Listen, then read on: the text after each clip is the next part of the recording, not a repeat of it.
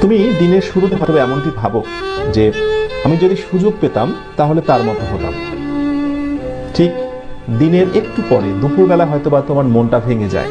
তুমি হয়তোবা ভাবো ঠিক আজ না, পরদিন থেকে কোনো কিছু ভালো করে স্টার্ট করবো। আর রাতের বেলা তো তোমার স্বপ্ন একেবারেই মরে যায়। কিন্তু আমি তোমাকে যে কথাটি বলতে চাই, দেখো, স্বপ্ন তো সবাই দেখে, কিন্তু ব্যর্থ হয় একটি কারণে, স্বপ্নকে লালন করতে পারে না।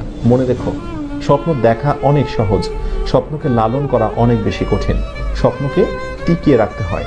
একটি ফুল গাছে যেমন পানি না দিলে ফুল গাছ থেকে ভালো কোনো ফুল পাওয়া যায় না, ফুল গাছটা নিস্তেজ এবং মারা যায়, স্বপ্ন ঠিক তেমন। স্বপ্নেরও প্রাণ রয়েছে।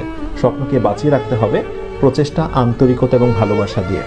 উদ্যোগ নাও, প্রচুর পরিমাণে পরিশ্রমী হও, চোখের ঘুমকে বিদায় দিয়ে দাও। প্রতিদিন 6 ঘন্টার উপরে ঘুমিও না। খুব কাজ ছাড়া অকাজে গোসিপিং করো না। নিজেকে নিয়ে একটু সময় দাও। ফাঁকা সময় পেলে একটু নিজেকে সময় দাও। নিজেকে নিয়ে চিন্তা করো, আনন্দে গা ভাসিয়ে দিও না। সফল হবার জন্য প্রচুর পরিমাণে ডেডিকেশন প্রয়োজন।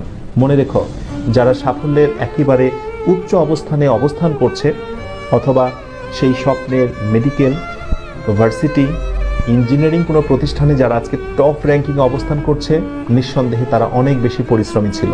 তুমি কি আমাকে একটা উপমা দেখাতে পারবে, এমন কোন স্টুডেন্টের নমুনা দেখাতে পারবে যে পরিশ্রম করেনি কিন্তু প্রচুর ভালো রেজাল্ট করেছে এবং সে অ্যাডমিশন টেস্টে বেস্ট একটা রেকর্ড করেছে? Never, impossible. সুতরাং কথা একটাই, প্রচুর পরিশ্রমী হতে হবে এবং আমার বিশ্বাস তোমরা সেটি পারবে।